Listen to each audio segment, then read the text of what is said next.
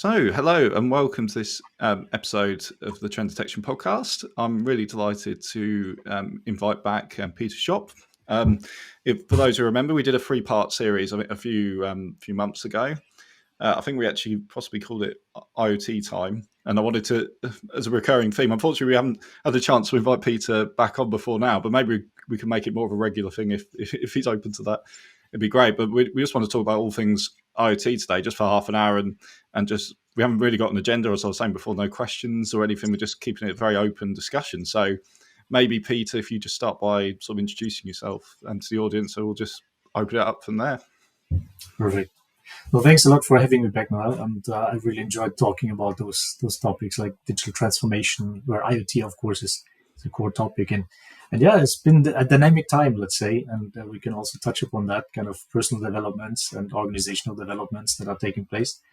Well, just kind of little bit of background about myself is that I've been a long-term Siemens employee for 14 years now in various managerial roles in sales mainly, but also strategy and business development, covering project management, covering sales from a commercial point of view, but now also from a regular sales point of view, being the sales leader for MindSphere, which is now Insights Up, until recently for EMEA.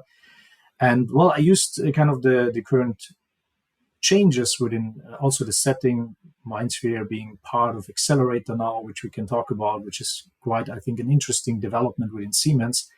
And I used that to try out different things, because during the last years, we have learned a lot about digitalization, about digital transformation of industrial companies. And throughout these learnings, the good ones and the bad ones, basically, I think I can really share a lot of insights on what to take care of, how to avoid pitfalls and best practices. So we started a consulting approach outside of Siemens in order to also discuss that, communicate that.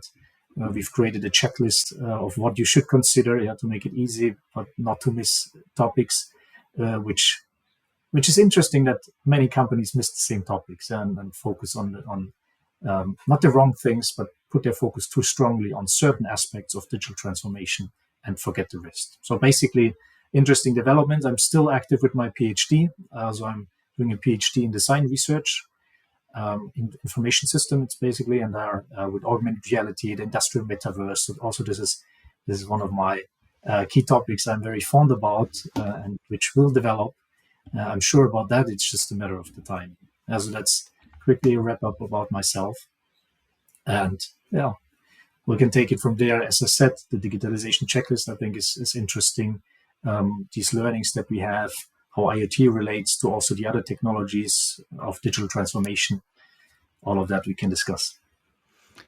Yeah, I have to say, I congratulate you on a very good intro, because that's left lots of little places we can sort of dive into, I guess. But one point. Well, actually, let's start first of all. So you said you're moving into sort of consulting role as well. So do you want to give a little bit of background of why that's the case, and what you're sort of offering? What's your sort of reasons for doing that, I guess? Yeah, sure. So actually, it was my still current supervisor who gave me that idea 1 year ago. He said, "Hey, basically, what we are struggling somewhat is that many people reach out to Siemens because Siemens is an innovation leader in the industry, and they want to understand what is IoT, for example. What can I do with that? What's this digital transformation kind of thing? What is the digital twin?" And so they come with a lot of questions. And while we have been in a sales role promoting our MindSphere IoT platform, or software as a service, or IoT as a service solution, this has been a little bit a friction, let's say. On the one hand side, we want to sell something, provide value to the clients with a specific solution, while the clients very often had these very general concepts and missing understanding about what it really requires to do. And therefore, it was actually his idea to say, "Hey, why you explained this so well? Why don't you start a consulting? That would be actually great." So I had a lot of my plate at that time, with this augmented reality project I drive within Siemens, IoT, being a sales leader for EMEA, and my PhD.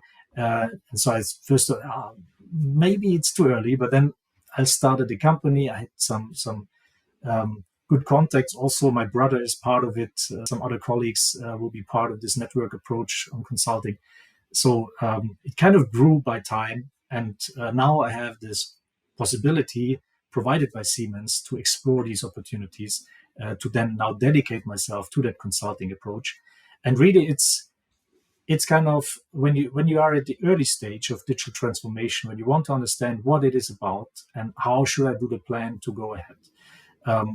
From that stage, also until later stages, of course, to verify the concepts. And interesting enough is that my brother, for example, is in the finance industry. So he has been a portfolio manager until recently. And he wants to consult portfolio managers on, hey, how do you use AI tools? And I've been thinking that fits very well together with our approach for the industry, because many portfolio companies are heavily invested in industrial companies. But industrial companies that don't have a digitalization strategy, that don't have an AI strategy, that don't have a data strategy going forward, they will struggle. Maybe not this year, maybe not still next year, but the years to come. So it's very important actually for also investors in companies to understand if their invested companies have such strategies. And there we can come in and say, hey, we can provide you a digitalization strategy, support you in that process of doing so, a data strategy, and connect it to your company strategy. And I think that is also a very relevant point, and one of the pitfalls many companies do, because they kind of disconnect it. Yeah, they have their company strategy, and then they have some kind of pilot project on digitalization, and it's not connected. And that's also a problem on how you position digitalization projects with the management, how you get the resources, how they get the buy-in of people, touching upon change management, which is again another pitfall many companies don't put enough focus on. Yeah, so many things, and then I think we can share a lot of these learnings that we had from the past. No, exactly. And it's interesting. Yeah, I think that's a really good point about business strategy. I think people sometimes forget to connect the technology, the reason why they're procuring a technology, and connecting that to the business strategy and the business outcomes they want to achieve. So I think that's a very important point. Well, I guess that's actually also my entry to the checklist, if I may interrupt shortly. Yeah, no, it's exactly what you pointed out. It's basically, there was a nice graph. I found it in the internet somewhere. I like these knowledge pictures from the internet, information graphics and else. And it basically showed how companies normally look at digital transformation. And it's a kind of a big chunk of technology, a little bit of process, and very small the people.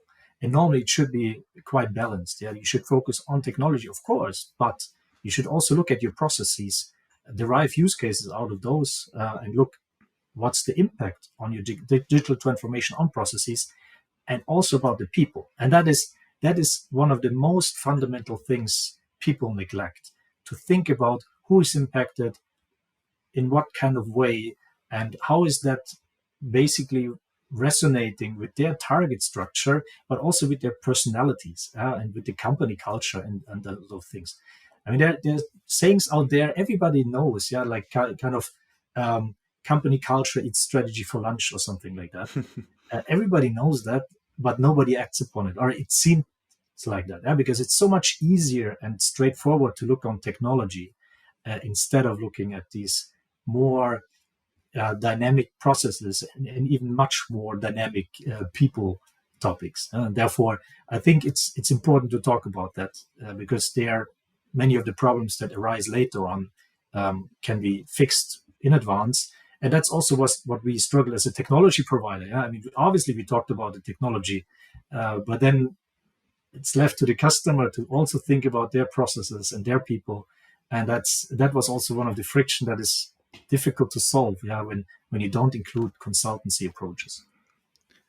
That's an interesting thing, actually, the cultural change, because we talk about that a lot as maybe it's a grandiose statement, but it's like we enable cultural change within an organization. But is that actually the case? Is it the customer that needs to do that, or is it a combination of both, helping the customer to achieve that? Do you see what I mean? It's maybe, is it too simplistic to say a product can enable cultural change, I guess is the question. Yeah. I think it needs to go hand in hand. So it needs to be like, you first need to understand why. Yeah, there's this golden circle of Simon Sinek I like so much. Yeah, first talk about the why. Why do we need to take care about the technology and engage with it? And that's basically the understanding.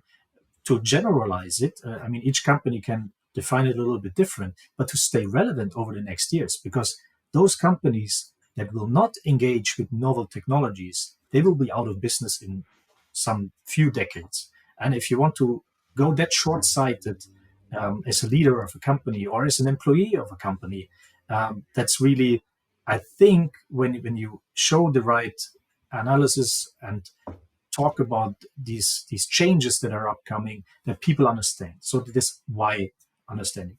And then you can talk about the how. Well, how do we do that? Okay, we need to change. We need to have these industry 4.0 concepts in mind, these North Stars in mind to change our company going forward. But how do we do that, and what do we do? Yeah, so it's kind of a succession, and how is very often the technology. And indeed, I think their technology can help. Let's talk about low code, for example. If you are enabled with low code, suddenly people who are in the business line, who are not the IT programmers, can create small applications and test things out. If we now talk about AI, generative AI, Siemens, for example, had a very interesting approach to enable all their employees to access a secure AI environment in collaboration with Microsoft. Yeah, so every Siemens employee can use ChatGPT now. And that this is kind of transforming people's daily work. I mean, you wouldn't be able to create a big master plan how you can specifically train and enable all these people to do something specific with AI. But by enabling that, by providing access to that technology, obviously combined with training, communication, and a clear message about, hey, we need to change, we need to do that, then I think the culture is impacted by the technology, because I love to use ChatGPT, for example, yeah, and low code. I tested it as well. There, you need a little bit more time to really get something productive going, but these possibilities are there.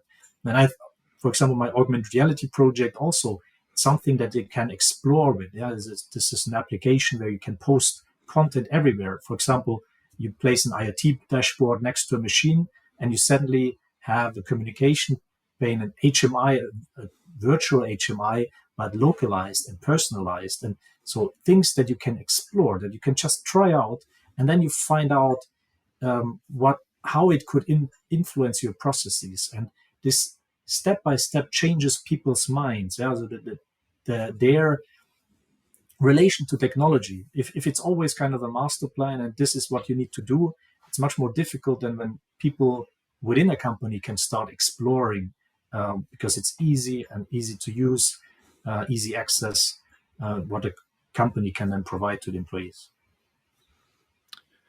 And are you seeing, because obviously, I mean, ChatGPT, I mean, I'm a marketing person, and it's sort of taken over marketing in the sense the conversation of marketing, it's all ChatGPT everywhere, and for good reason. But it's the same thing happening on a, let's say, manufacturing or IoT level. Is it quite sort of it's taken off on that side yet, or is there still more sort of development and understanding to come before that happens?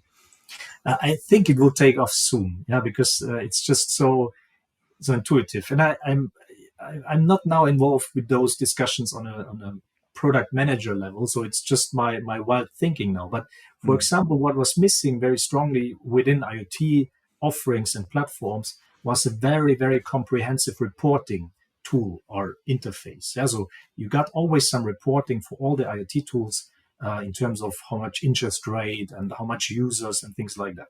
But if you think of a more comprehensive analysis that you need, for example, take Salesforce, customer relationship management tool.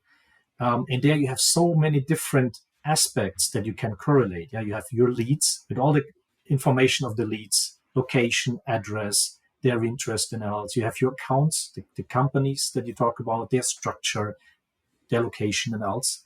And so all of these different topics, the opportunities per account, per lead, per contact, with millions of informations that you can put in, information snippets. And you can then create reports by drag and drop these different things. And that's really comprehensive, and it's good. because you have all kinds of questions as a sales leader, for example. Yeah, what kind of product is asked within what country, from which kind of account, who is involved, and else. Yeah, and this is all possible with such reporting. Transferring that to IoT, then if it's rolled out, you have similar reporting requirements. You want to understand which machine was operated or changed maintenance type of things by what person, how much interest rate, what application had what kind of impact, created what kind of notifications and else. So these questions are building up in complexity.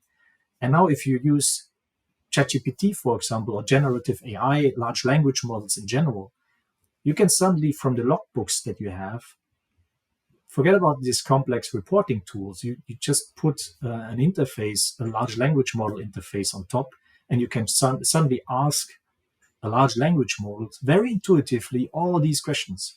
And especially those questions have been, sometimes also with the reporting tool of Salesforce, at some point in time it gets more complex. And it would be just so easy to ask, hey, dear IoT chatbot, I want to understand the notifications and issues that have been created throughout my 7 plants in the last 7 days or something like that.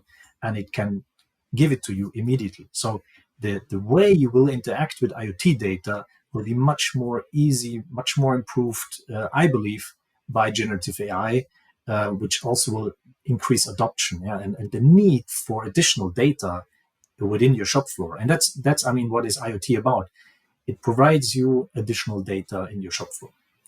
Not all the relevant data, so we can talk about that as well, but at least it's a big portion of the truth. Exactly.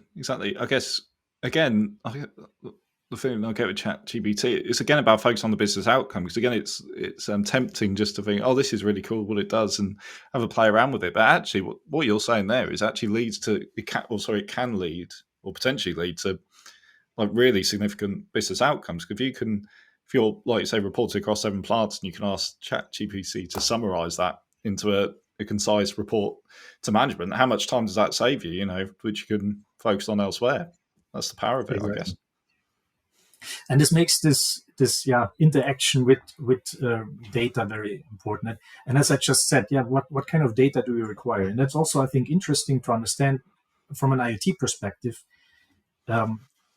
Companies very often have more comprehensive requirements on their use cases, and that's also an interesting thing. Are you going into a data first approach or a use case first approach in terms of digitalization? But let's for now stick with the use case. Many use cases actually require not only IoT data, which is providing you data from machines in your shop floor, so the production machinery data, but also they require data from the product, produced product as such, or the process. So these are basically 3 elements: the production machine, the product, and the process that come together. And with IoT, you have one part of the truth and somewhat part of the process action. While, for example, with MES systems or MOM systems, you do have then the part of the product being processed, being planned, and how that acts. And when you think about many use cases center around, well, I have produced this kind of batch, and it has been taken that long. What have been the parameters of the machine? How did the machine produce that batch, and what was the outcome? In order to optimize that as a package. And for example, with Siemens, I mean, this mind sphere towards accelerator move and becoming insights hub, that also combined it now more and brought it closer together with this MOM, manufacturing operation management systems, which then talk about different things like quality and also inventory, and provide you a more comprehensive view on your shop floor. And to make it easy, you can then ask something like a large language model for this analysis. But you need the data first. You need to have all these topics structured in a way that such a large language model can understand. And as you mentioned it, Peter, and you mentioned it, I guess, towards the start as well, about Siemens Accelerator as well. So maybe you could explain a little bit about the concept of that, what it is, and what's it there to achieve, let's say. Yeah, I mean, for now it's a vision, but I think it's a really cool vision that having this North Star, we really will help Siemens to become a major player, also remain and become even more major player within this industrial software environment, because it kind of gives some guide rails on what and how we should develop applications, and they should some simple things like being open, having open interfaces, being interoperable, and all of those requirements that make it then easy to use those technologies. Also, because it becomes so fast, so complex within the industry. Yeah, when you talk about a comprehensive view on your production, you need IoT data, but you also need data from your SAP system or ERP system, depending whatever you use, from your SCADA, from your MES system, and all of these systems. And there are many modules below these systems, and then the design of the product. So it becomes very fast, very complicated. If you try to build that yourself for your own company, it will never work in a way that how future companies will produce and will organize their manufacturing. So you need these different models to some, well, not all at once, of course, but the ones which provide most value to you. But then you need to make sure that they fit together, because if you have one model and the other one, and they don't talk to each other, you cannot optimize the holistic picture. And this is kind of this accelerator vision from my point of view, that you can provide all these different solutions and modules, but they work together. They are open, they are transparent, and not only open within the Siemens environment, but also based on international standards. So I think it's really, it's kind of a must-have, and Siemens really committed to that. They also, what I think is really helpful, do foundational services that then all of these software components can use. And much of what we developed during the MindSphere time is now part of these foundational services within Accelerator. So that makes it much stronger than before. I mean, in terms of access, orchestration, in terms of cybersecurity, data governance, and else. Yeah, so all of these topics will be shared and will then just excel these single offerings much faster. And so I think really cool approach, really good strategy. It will take some time to be fully operational in all aspects, but I think the approach is the right one. And I guess another important part of it's the partner ecosystem as well, because I think, even not to speak on behalf of the whole, the feeling I'm getting, it seems saying we can't do it all ourselves, we have to work with partners. So what's your sort of view on the partner side of things as well? Yeah, that's definitely a big portion of that. Being that open, Siemens also clearly communicated that they cannot do everything themselves. Yeah, and so this partner ecosystem will grow on different levels. Yeah, so applications that are built, implementation support, and like me, I mean, I'm leaving Siemens soon, so I hope still that I'll be in that environment of how we as partners working together in different areas. Just provide the best to customers, to end customers, and be efficient about it, share knowledge, share pitfalls that others already experienced. So I think this partner ecosystem, I'm really counting on it, because that was one of the reasons I decided also to take that step, because I still believe in the Siemens story and the success of this approach, and I want to leverage that as well. Yeah, I guess that's important as well, because partners or ecosystem, you tend to think of, not simply, but obviously technology and how it integrates, and how it all fits together in terms of existing workflows. But you're right. Speaking from your point of view, it's also about expert, consultants as well, and the services side as well. I guess it's just as important part of that accelerator vision. Absolutely.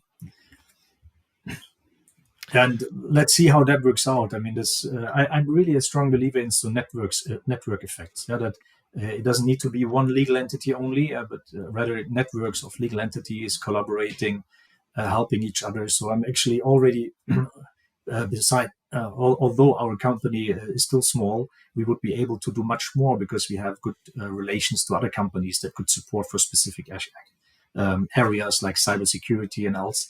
And so this providing a network approach enables suddenly companies to solve challenges and questions much more easy and efficient than before. If you focus only on your own company and try to insource everything, do everything yourself. So therefore, this network approach based on such flexible technology, will, from my point of view, be the way forward. And so, yeah, I see that we're keeping this short and sharp to 30 minutes. So I wanted to just end on a question. It was actually something you mentioned in your sort of opening sort of statement, Peter, and it's around. I think it was around what customers are focusing on in terms of digital transformation, and maybe they're focusing in the wrong areas. So I thought maybe if you could expand on that a little bit, just as our final sort of topic, let's say. Yeah, and it's an interesting point because I mean there are different angles to look at it. One angle we discussed already. It's kind of this technology processes people kind of way to look at it. Another one I mentioned in between. Also, it was kind of this. Well, do you look at the product, or do you look at your process, or do you look at your production machine, and what do you optimize? Do you optimize the throughput, or do you optimize the end date? Basically, you know when exactly you need to deliver your product, and how can I optimize the process up front, and be able to deliver in time and in budget. So there are different ways to look at it. I want to pick up another one. It's basically this, I mentioned it as well, use case first or data first, because that's kind of a topic, foundational topic that you need to consider at the beginning. Use cases can come up. I mean, you can do a brainstorming session. You should do kind of a process analysis and derive use cases out of that. But then if you implement only one use case, and we had that just 2 weeks ago, I was at a conference and they discussed exactly the same thing. They had basically two customers who one went for use case, one went for data first strategy. And the one who made a use case, well, the pilot use case worked, and it was efficient and it was clear what the outcome should and would be. But then they struggled afterwards a lot to get the right data in place. To scale it up to other plants was very difficult because just the foundations have not been set. Now, if you go for data first and you consider what's your data architecture that would allow you to develop further use cases, you connect machines just to get the data, and then you think about the use cases. That's a more risky approach, because you will need to spend more time in connectivity topics, in integrating different tools and else, and you don't know exactly what comes out. But you can be explorative. You might find some things, find a use case, find a benefit that is much bigger than you ever would have expected, but more risky. And so this balance, what do you do first, is quite interesting, and many companies focus on the one or the other. And I think it is possible to do both, to have a deliberate approach, think about use cases, but then align what kind of data structure is required and go a little back and forth. And that should be a conscious decision to take. So I think these learnings and pitfalls are very noteworthy for companies to think about. And to those 2 points, so the use case and the data point, is that an IT and OT discussion? As you talk about IT OT convergence is a message that's constantly pushed in the market or the Gartners or whoever of this world. But is that essentially a lot of what you're talking about there, Peter? Much of it, of course, because OT and IT for themselves already have well-defined use cases and applications and interfaces as well. And it's just much more challenging than many expected to have this IT-OT conversion. It's easily said, much easier than done, because it's really two worlds colliding with these regular software updates, very frequent, always up to date, while OT needs to be very stable, very secure, and you just don't want to jeopardize your production in any way, because only shortages or mistakes could lead to but significant problems in your production, and also costs, of course. Therefore, it's definitely a big part of it, because then you have your interesting use cases right at that convergence area. You want to leverage the competences of IT on your OT data. So definitely that's part of it. And it's not easy. I mean, I do think that even in Siemens, with very bright minds, people underestimated the complexity of that development. I'm still very happy that the management understands and pushes it through. Yeah, the continuing, and with Accelerator even stepping it up. But I think, I mean, competition even more so. Yeah, Trumpf tried to start an IoT platform. General Electric tried to do that in the past. So many companies, and actually there was a high volatility in terms of how many IoT platforms are available, and that's only because IoT is kind of, if you think about it, the spot to start this IT/OT conversions, because it's in principle, if you talk about the Internet of Things, you would use cloud. I mean, of course, you can use edge and else, yeah, but the concept as such would imply that you take data out of your production and then leverage cloud and these possibilities via the internet. And that's, just a challenge. And you need to be then also in this IT environment. Absolutely. So I think we've sort of come to the end. I don't know if there's any. Well, I guess I think you summarised it quite well at the end, Peter. I guess we did. Like I said, we didn't really have a theme for this. I think we did quite well to speak for half an hour. Deserve a pat on the back for that, or maybe mainly you, because you'll do most of the talking. But is there any other final thoughts you want based on sort of the discussions we've had this morning? Just, I mean, be aware of what you get into, with digital transformation as companies. I think, and it does require to have strong partners to understand what they are getting into. Also, don't neglect the process point of view. There are nice processes which can help you to run through a digital transformation, like OKR. It's objectives and key results kind of process where you define clear objectives and the results you want to achieve, and define this per team to really have this transparency and why you do it, who does what, and drive this change management through people and processes, and combine that with technology. So it's really something where you can do a lot of things right, and you must do it as a company. I'm convinced about that. Otherwise, companies will fail. But it's a challenge, and you should understand this as a challenge for the company to have this digital transformation. I think many companies don't have that yet. Very clear that it's really required, and I'm worried about that a little bit, because especially in Europe, we're not that IT affine. So I'm really trying to convince people, especially in Europe, to really be active and not to wait too long, because you cannot catch up in a short time. It takes time. It needs to change the mind of people. It needs to change the culture. And if you wait too long, it will be really difficult.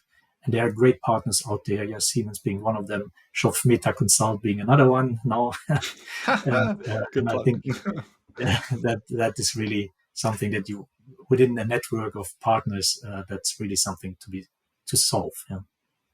Yeah. No, excellent advice, and a nice plug there, but a good plug, I think, for you, Peter. I guess.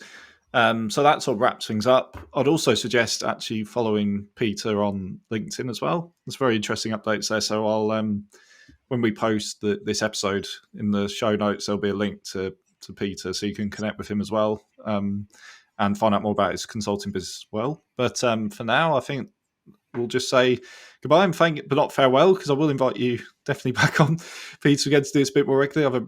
His phone by as usual, but thank you for taking part, and hopefully speak to you again soon. Thanks a lot for having me. Take care. That's okay. Thank you, everyone. Bye bye.